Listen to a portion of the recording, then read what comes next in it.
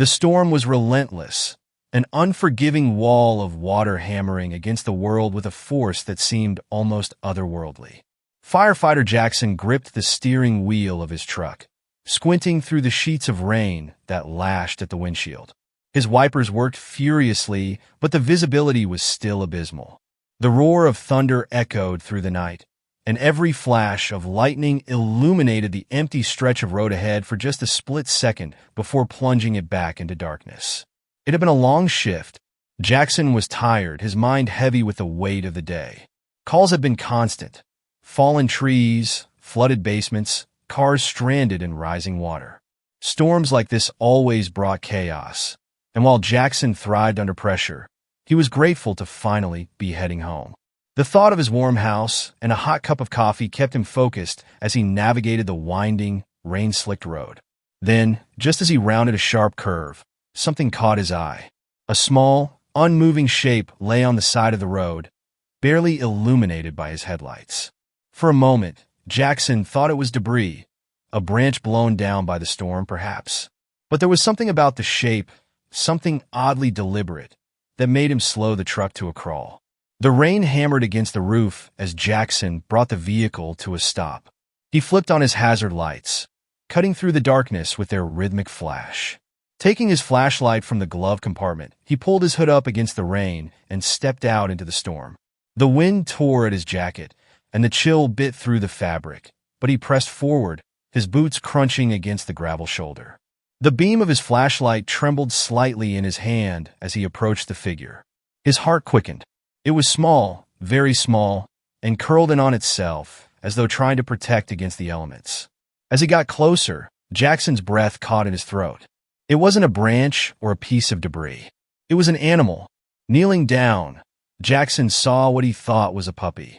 Its fur was matted with mud and rainwater, clinging to its thin frame. The little creature was trembling, its tiny body racked with shivers that seemed too violent for something so small. Jackson could barely hear its faint, pitiful whimpers over the howling wind and rain. "Hey, buddy," Jackson said softly, his voice barely audible even to himself. He reached out slowly, not wanting to frighten the poor thing. His gloved hands were rough and calloused, but they moved with a tenderness that belied his rugged exterior. As his fingers brushed the drenched fur, the animal flinched slightly but didn't try to run. It was too weak to move, too cold and exhausted to resist. "You're okay," he murmured, his tone as steady and calming as he could manage. "I've got you." Carefully, Jackson scooped the small creature into his arms. It weighed next to nothing, its thin body trembling against his chest.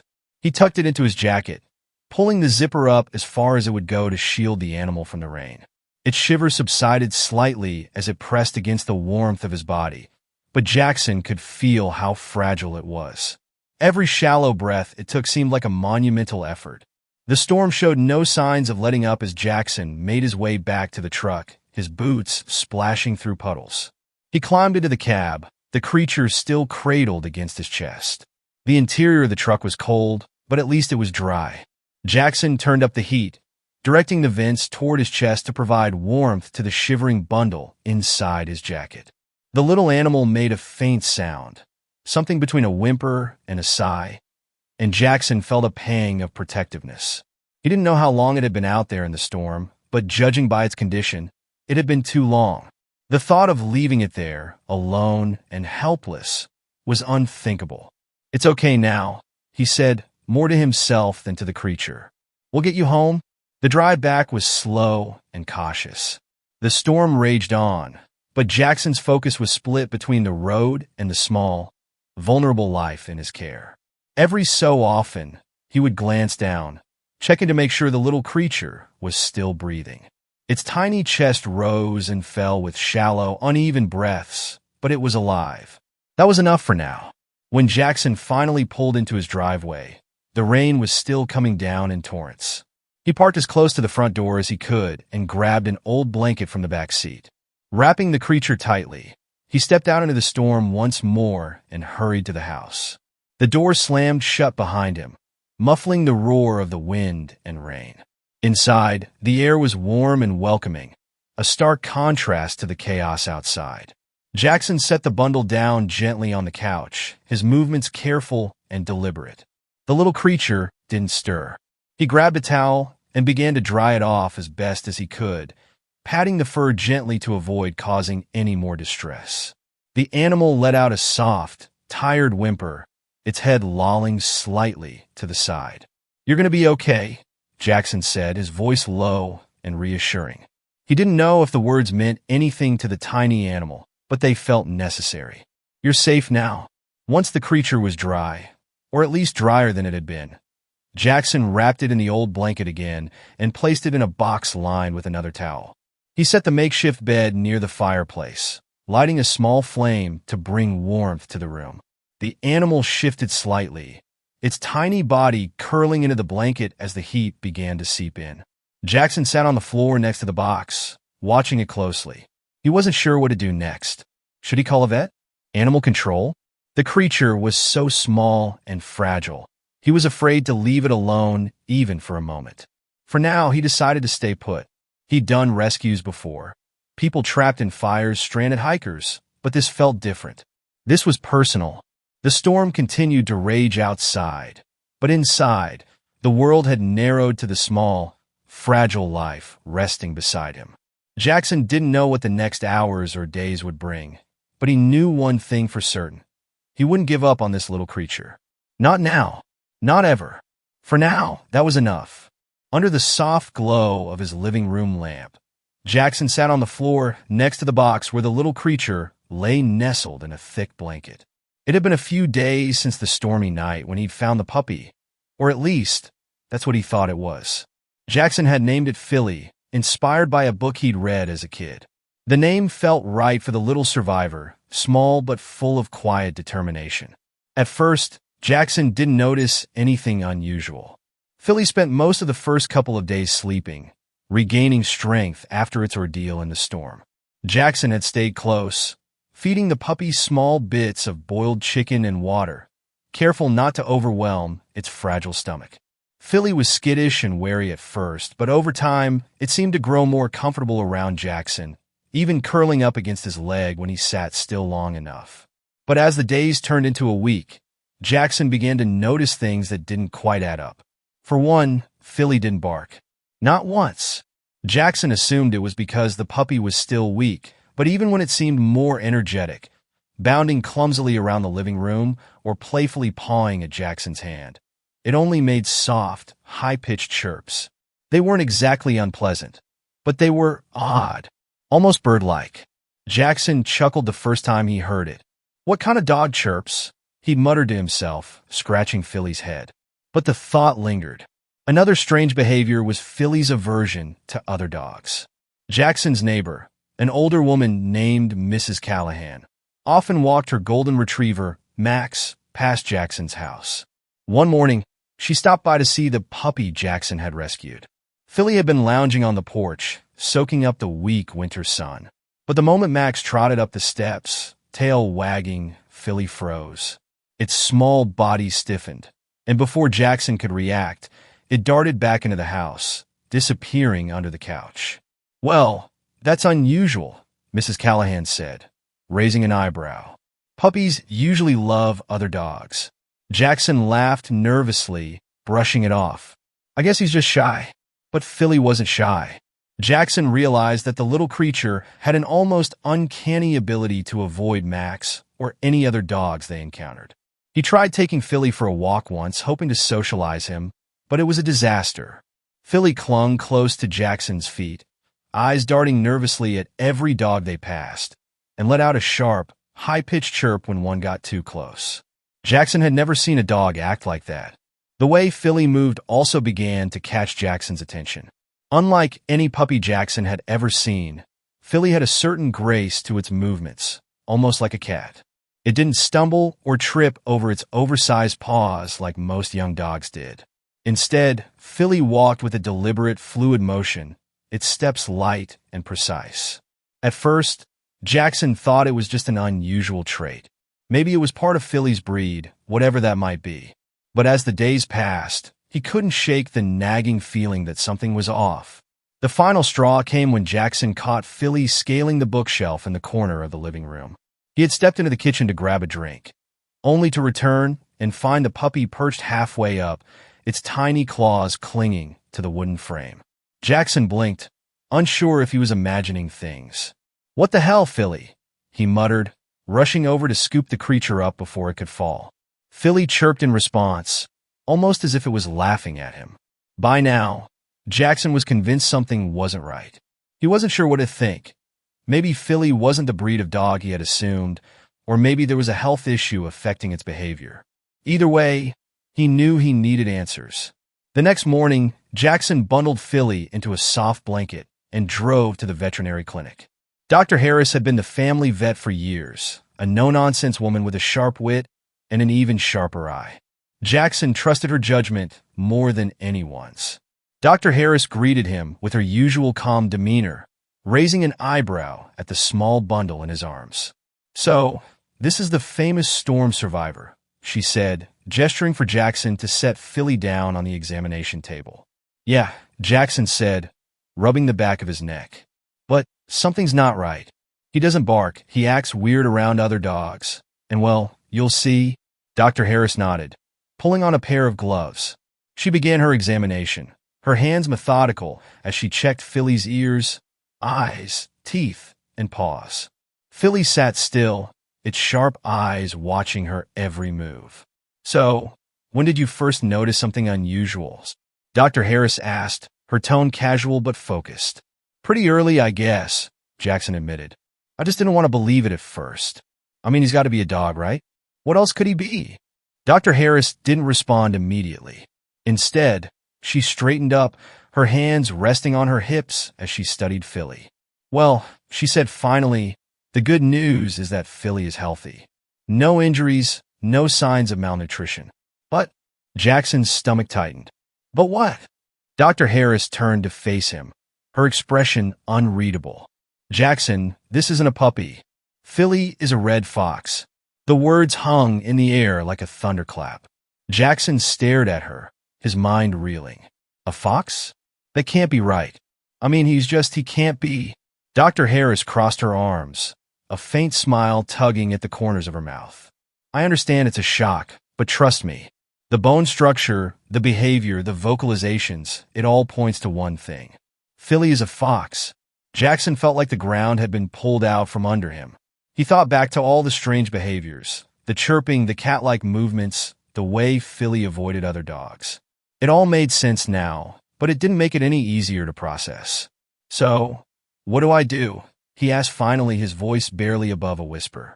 Dr. Harris sighed. "Foxes aren't domestic animals, Jackson. They're wild.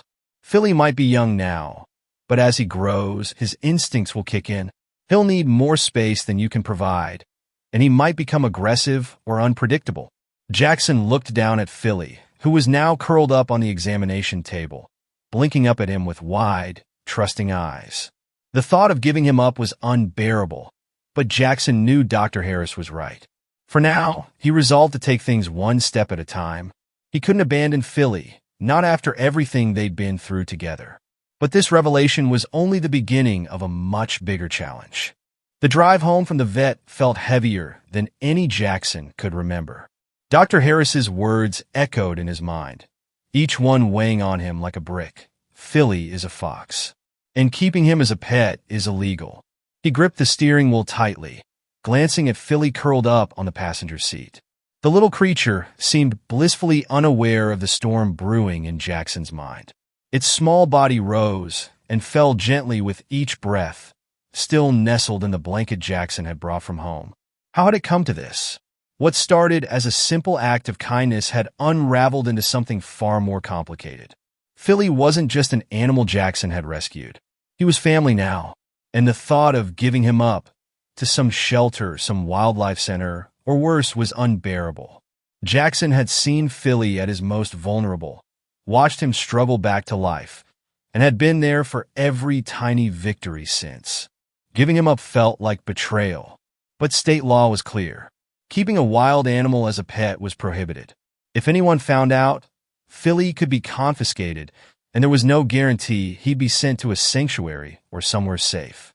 Jackson's stomach churned at the thought of Philly being thrown into a cage, terrified and alone. Worse, Dr. Harris had been firm in her warning. A fox raised in captivity wouldn't survive in the wild.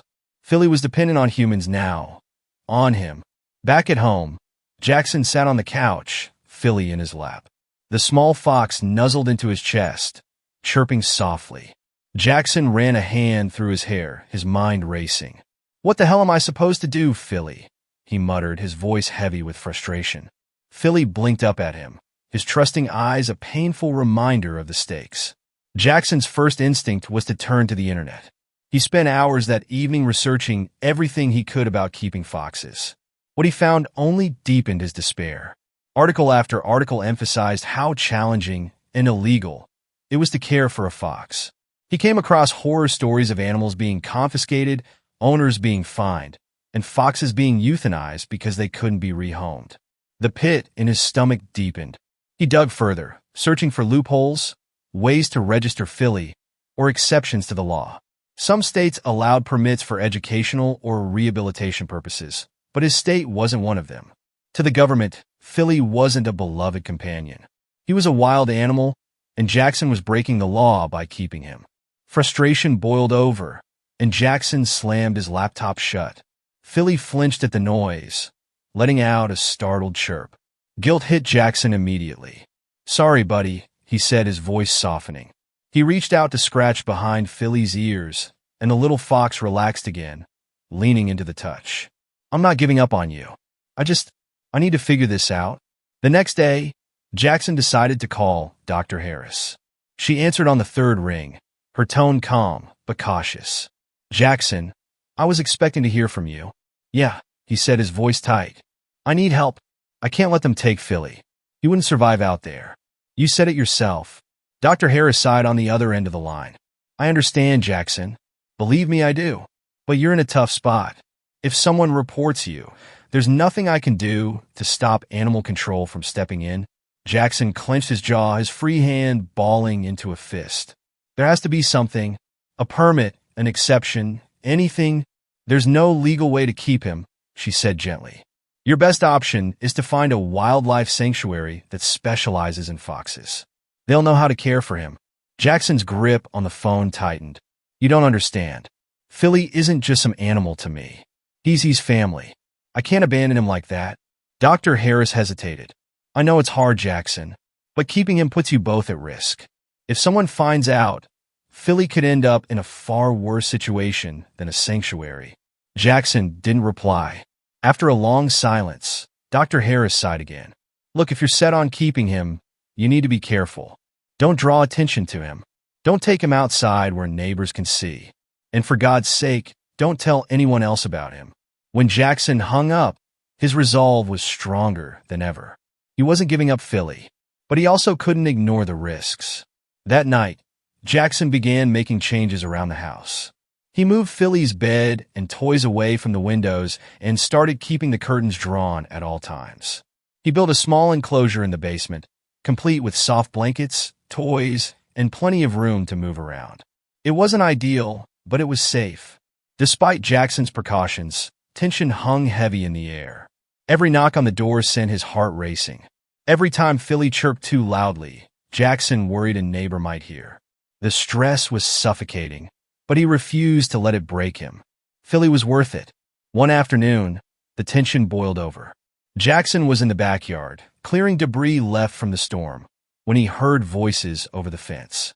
His neighbors, Mrs. Callahan and another woman, were chatting loudly. "Strange little animal he has," the other woman said. "I swear, I heard it chirping the other day." "Dogs don't chirp." Jackson froze, his chest tightening. Mrs. Callahan laughed. "Oh, you mean a puppy? I think it's just shy." Jackson said he found it during the storm. "Still," the other woman pressed. "It doesn't act like a dog, and it doesn't sound like one either." Jackson's blood ran cold. He hurried back inside, locking the door behind him. Philly chirped softly from his bed, oblivious to the growing danger. That evening, Jackson sat on the couch, Philly curled up in his lap. He stared down at the little fox, his mind swirling with fear and determination. The world outside felt like a constant threat, But here, in the quiet of his home, Jackson made a silent vow. He would protect Philly, no matter what it took. Over the next few days, Jackson's life became a careful balancing act.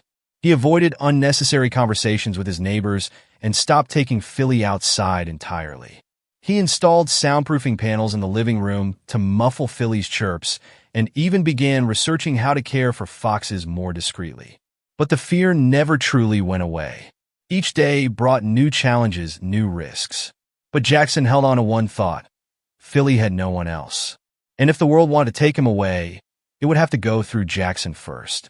The silence in Jackson's house was almost oppressive as he sat at his kitchen table, staring at the mountain of paperwork spread out before him. The words on the forms blurred together as exhaustion tugged at his mind, but he couldn't stop now. The stakes were too high. Across the room, Philly chirped softly from his bed, his tail twitching as he shifted in his sleep. The sound brought a pang to Jackson's chest, a reminder of why he was doing all of this. It had been weeks since Dr. Harris had confirmed that Philly was a fox, and the constant fear of losing him had turned Jackson's life upside down. Every moment felt like walking a tightrope, balancing his love for Philly against the risk of discovery. But Jackson wasn't the kind of man to accept defeat. He had made a decision. He would fight to keep Philly legally, no matter what it took. The first step had been contacting the state's wildlife agency, a process that quickly proved more daunting than he'd imagined.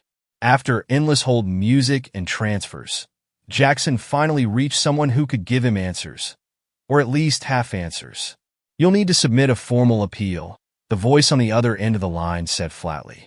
"Wild animals aren't allowed as pets in this state without a special permit, and those are rarely granted." "What about exceptions?" Jackson asked, gripping the phone tightly. "This isn't just some random animal. Philly wouldn't survive in the wild. He's dependent on me." The woman hesitated. "There are exceptions for educational purposes, rehabilitation, or conservation efforts. But those permits come with strict conditions, and you'll need to prove that you're qualified to care for a fox." "I'll do whatever it takes," Jackson said firmly. "Just tell me where to start." What followed was a whirlwind of bureaucracy that tested Jackson's patience and resolve like never before. He filled out form after form, detailing Philly's rescue and the circumstances that had led to him raising the fox. He gathered references from Dr. Harris and even his fire chief, who vouched for Jackson's responsibility and dedication. Every step forward seemed to come with 2 steps back, as his appeals were met with delays, rejections, and requests for additional documentation. One rejection in particular hit Jackson hard. After submitting an initial application, he received a curt letter informing him that his case did not meet the criteria for a permit. The words were cold and final, and Jackson felt a wave of helplessness wash over him. He had done everything right, and it still wasn't enough. That night, as he sat on the couch with Philly in his lap, the weight of the struggle pressed down on him. Philly looked up at him with those wide, trusting eyes, and Jackson felt a surge of guilt. How could he let this little creature down? But then something shifted. The despair was replaced by determination, a fire that burned brighter than the fear. Jackson wasn't the kind of man who gave up easily, not in his line of work, and certainly not when it came to someone he cared about. He would find another way. The next morning, Jackson called the wildlife agency again. This time, he refused to accept the runaround. He asked for a supervisor, then a manager, until he finally reached someone who was willing to listen. He explained Philly's situation in painstaking detail, his voice steady but filled with urgency. "I'm not asking to keep a wild animal as a pet," he said firmly. "I'm asking to care for an animal that can't survive without human help. Philly isn't just some fox I picked up for fun. He's family." The person on the other end sighed. "There's one possibility," they said slowly. "But it's a long shot." "I'll take it," Jackson said without hesitation. The long shot turned out to be a provisional permit, a rare exception granted under strict conditions. Jackson would need to agree to a home inspection, build a specialized enclosure for Philly, and commit to following a detailed care plan approved by a wildlife specialist. It was a daunting list of requirements, but Jackson didn't flinch. He signed the preliminary agreements and got to work. The first step was the enclosure. Jackson spent every spare moment sketching designs, researching materials, and turning his backyard into a construction zone. The enclosure needed to be secure, spacious, and equipped with features that mimicked Philly's natural habitat. It wasn't just about meeting the state's requirements. It was about giving Philly the best life possible. The work was grueling. Jackson spent hours digging trenches, erecting fences, and hammering together platforms. His hands were blistered, his muscles ached, and his bank account was taking a serious hit, but none of that mattered. Philly was worth it. As the enclosure began to take shape, Jackson felt a glimmer of hope. He imagined Philly exploring the space, climbing the platforms, and basking in the sun without fear. It was a vision that kept him going, even when exhaustion threatened to take over. But the process wasn't without its challenges. Some of Jackson's neighbors began to take notice of the construction, their curiosity turning to suspicion. One afternoon, as Jackson was hammering together a section of fencing, Mrs. Callahan approached him, her arms crossed. "Building something big back there, aren't you?" she said, her tone pointed. "Yeah," Jackson said casually, wiping sweat from his brow. "Just a little project." "For the puppy?" she asked, raising an eyebrow. Jackson hesitated, then nodded. "Yeah, he needs some space to run around."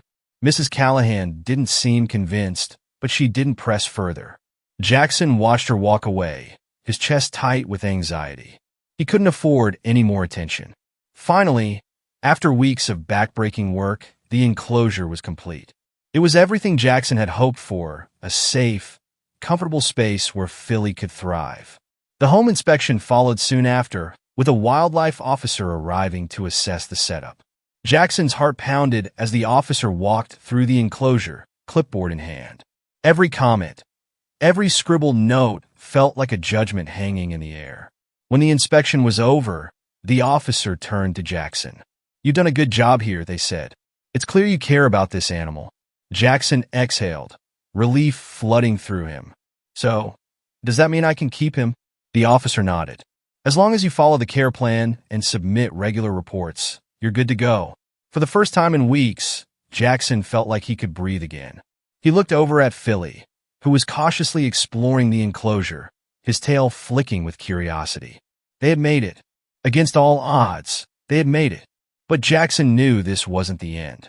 Keeping Philly came with responsibilities, sacrifices, and the constant pressure to meet the state's requirements.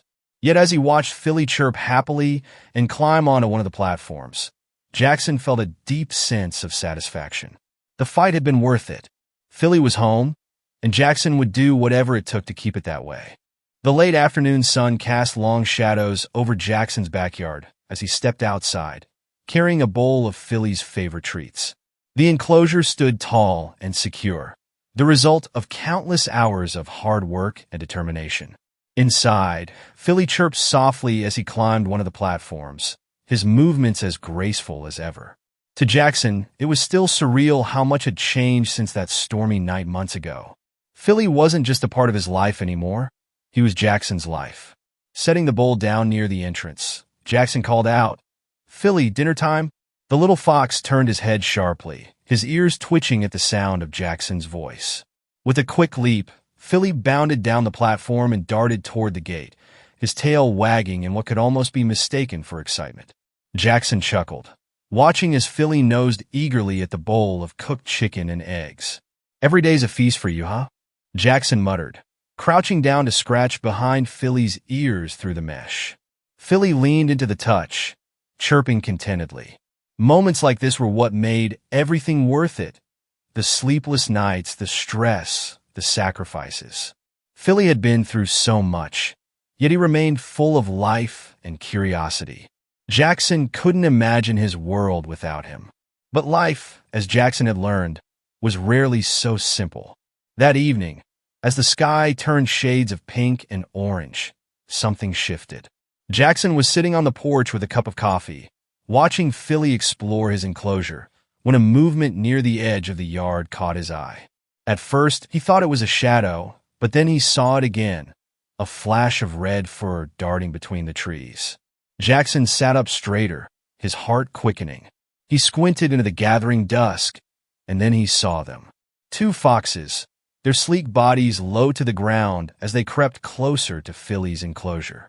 Their eyes glinted in the fading light, cautious but curious. "Wild foxes," Jackson muttered under his breath, setting his coffee down. His first instinct was to grab a flashlight and scare them off, but something stopped him. He glanced at Philly, who had frozen mid-step, his head tilted as he stared at the intruders. The wild foxes moved closer, their movements slow and deliberate. One let out a soft, high-pitched bark, and Philly's ears twitched in response. The sound was eerily similar to the chirps Philly made, but more primal, more raw. Jackson's chest tightened as he watched Philly take a hesitant step toward the edge of the enclosure, his nose twitching as he sniffed the air. It hit Jackson then. This was Philly's chance. His chance to return to the wild, to be among his own kind. The realization twisted something deep in Jackson's gut. He had always known that Philly wasn't meant to be a pet, that he belonged in the wild. But the thought of losing him now, after everything they'd been through, was unbearable. The wild foxes barked again, their voices soft but insistent. Philly responded with a chirp, his tail flicking as he moved closer to the fence. Jackson's heart pounded in his chest. He stood, his fists clenching at his sides as he watched the scene unfold. "Go on," Jackson said softly, his voice barely audible. "If that's what you want, go." Philly turned his head, his sharp eyes meeting Jackson's. For a moment, time seemed to stand still. Then, with a flick of his tail, Philly darted up the platform nearest the fence, his movements quick and precise. He stopped at the top, looking down at the wild foxes just a few feet away. They barked again, their calls filled with an urgency Jackson couldn't understand, but could feel all the same. And then, Philly did something Jackson didn't expect. He turned away. With a graceful leap, Philly jumped down from the platform and ran toward Jackson, his small frame pressing against the mesh of the enclosure as he chirped loudly. Jackson's breath caught in his throat. Philly's tail wagged slightly, his chirps growing more insistent as if to say, "I'm not going anywhere." The wild foxes lingered for a moment longer, their sharp eyes watching Philly and Jackson with a mixture of curiosity and caution. Then, as quickly as they had appeared, they slipped back into the shadows, their red fur disappearing among the trees. Jackson let out a breath he hadn't realized he'd been holding. His knees felt weak as he crouched down next to the enclosure, reaching through the mesh to stroke Philly's fur. The little fox nuzzled against his hand, his chirps softening into contented murmurs. "You're really something, you know that?" Jackson whispered, his voice thick with emotion. He had been ready to let Philly go, to do what was best for him, but Philly had made his choice. He had chosen to stay. The next few days were quiet, but the memory of that night lingered in Jackson's mind. He couldn't stop thinking about the wild foxes, about the way Philly had hesitated at the edge of the enclosure. Had he been tempted to go? Or had he known all along that he belonged here, with Jackson? One evening, as Jackson sat in the backyard watching Philly climb the platforms, he realized something important. Philly wasn't just loyal, he was family. The bond they shared wasn't something that could be broken by instinct or circumstance. It was deeper than that, forged through trust, care, and an unspoken understanding. But Jackson also knew that loyalty came with responsibility. Philly's choice to stay meant that Jackson had to do everything in his power to give him the best life possible. It wasn't enough to just keep him safe. Philly deserved to be happy, to have the freedom to explore and play, even if it meant Jackson had to make more sacrifices. That night, Jackson made a promise. As Philly curled up at the edge of his enclosure, chirping softly in his sleep, Jackson leaned against the fence and whispered, "I'll never let you down, Philly. Not now, not ever." The fox stirred slightly, his ears twitching as if he understood. Jackson smiled, a quiet sense of peace settling over him. For the first time in months, he felt like everything was going to be okay. The morning light filtered through the curtains as Jackson tied his boots, glancing at Philly, who was perched on the windowsill, watching birds flit through the trees outside. The small fox had become a fixture in Jackson's life, inseparable from him in a way Jackson hadn't thought possible. After all the battles, both with the law and his own fears, Philly wasn't just his responsibility anymore. He was his partner. Life with Philly had become an odd, beautiful rhythm. Jackson had adapted to his quirks. The chirps, the cat-like movements, the curious intelligence that often left Jackson shaking his head in disbelief. But it wasn't just about adapting anymore. Philly had found ways to adapt, too, and not just to Jackson's life, but to his work. It all started one quiet evening at the fire station. Jackson had brought Philly along for a late shift. The crew had grown used to hearing about the fox, but seeing him in person was a different story. Philly darted into the firehouse like he owned the place, his tail flicking as he explored every corner of the room. The men and women of the station watched with amused fascination, their conversations briefly forgotten. "What is that?" "Your new sidekick." One of the firefighters, Davis, teased as Philly sniffed around the lockers. "Something like that," Jackson said with a grin, crossing his arms as he watched Philly hop onto the couch, curling up like he'd lived there forever. It didn't take long for Philly to win everyone over. His playful energy was infectious, and soon the crew was tossing small balls for him to chase or offering scraps of food from their lunches. But it wasn't until a call came in that Philly truly proved his worth. The team had been dispatched to locate a hiker who had gone missing in the dense woods outside of town. Jackson was among the first to suit up, and as he prepared to leave, Philly followed at his heels, chirping insistently. "You're staying here," Jackson said firmly, pointing to the couch.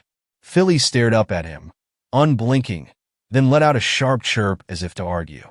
Before Jackson could stop him, Philly darted toward the truck, slipping inside before anyone could react. "Looks like he's coming," Davis said with a chuckle, but Jackson frowned. The woods were no place for a fox, even one as resourceful as Philly. Still, there wasn't time to argue. The hiker's life was on the line. When they arrived at the trailhead, Philly stayed close to Jackson's side, his sharp eyes scanning the unfamiliar terrain. The team spread out, calling the hiker's name as they searched for any sign of movement. Jackson had barely taken a few steps into the woods when Philly's ears perked up. The fox chirped loudly, then darted ahead, weaving through the trees with a speed that took Jackson by surprise. "Philly, wait!" Jackson shouted, but Philly didn't stop. The fox disappeared into the underbrush, his small frame vanishing as Jackson ran after him. Panic surged in Jackson's chest. What if Philly got lost? What if something happened to him? But then he heard it, a faint cry for help, barely audible over the rustling of leaves. Jackson froze, his heart racing. Philly's sharp instincts had led him straight to the hiker. Pushing through the brush, Jackson found Philly crouched near a fallen tree, his sharp nose pointing toward a man trapped beneath a heavy branch. The hiker was pale, his breathing shallow, but he was alive. Jackson radioed for the rest of the team, his voice steady despite the adrenaline coursing through him. "Good boy, Philly," Jackson said, crouching down to ruffle the fox's fur. Philly chirped softly, his tail wagging as if he understood the gravity of what he'd done. Word of Philly's action spread quickly through the fire station. By the time the hiker had been safely rescued and taken to the hospital, Philly had become a legend among Jackson's colleagues. They even joked about making him an honorary firefighter, but Jackson brushed it off with a laugh. As the weeks went on, Philly's role at the station grew. Jackson started bringing him along more often, and the fox seemed to thrive in the bustling environment. He had a knack for boosting morale, his playful antics providing a welcome distraction from the stresses of the job. When the team wasn't on a call, Philly would dart around the station, chasing toys or curling up next to whoever happened to be sitting still. But Philly wasn't just a mascot. His sharp instincts and intelligence made him an asset in ways Jackson hadn't anticipated. On another search and rescue mission, Philly alerted the team to a missing child hiding in a hollowed-out tree. And during a training exercise, he managed to locate the victim faster than any of the crew's trained dogs. "Maybe we should put a vest on him and make it official," Davis joked one evening as Philly strutted around the firehouse with a piece of rope in his mouth. Jackson shook his head, though a grin tugged at his lips. "He's just doing what comes naturally." What surprised Jackson most was how Philly seemed to sense the emotions of the people around him. If someone was upset or stressed, Philly would quietly approach, his soft chirps a soothing presence. He even had a way of making Jackson feel calmer, his unwavering loyalty a constant reminder of the bond they shared. One afternoon, the fire chief pulled Jackson aside. "I've been hearing a lot about your fox," the chief said, his tone serious but warm. "You know, we've never had a mascot before, but I think Philly's earned the title." Jackson blinked in surprise. "You're serious?" "As serious as a 5-alarm fire," the chief said with a grin. "We'll even get him a little badge." The announcement was met with cheers from the crew, and Philly seemed to bask in the attention, his tail wagging as they placed a makeshift badge around his neck. Jackson couldn't help but laugh, though his chest swelled with pride. That evening, as Jackson sat on the couch with Philly curled up beside him, he reflected on how much his life had changed. Philly wasn't just a pet, or even a partner. He was a symbol of resilience, of the bond that could form between two very different beings. They had faced countless challenges together, storms, laws, doubts. But through it all, their connection had only grown stronger. "You've come a long way, buddy," Jackson said softly, scratching behind Philly's ears. The fox chirped in response, his eyes closing in contentment. As the sun dipped below the horizon, casting the room in a warm, golden glow, Jackson realized something profound. Philly wasn't just a part of his life. He was a part of his future. Together, they had found something rare and unbreakable, a shared purpose built on trust, love, and the quiet understanding that no obstacle was too great to overcome. In the quiet of the evening, as Philly drifted off to sleep, Jackson felt a sense of peace he hadn't known in years. Whatever challenges lay ahead, he knew one thing for certain: they would face them together.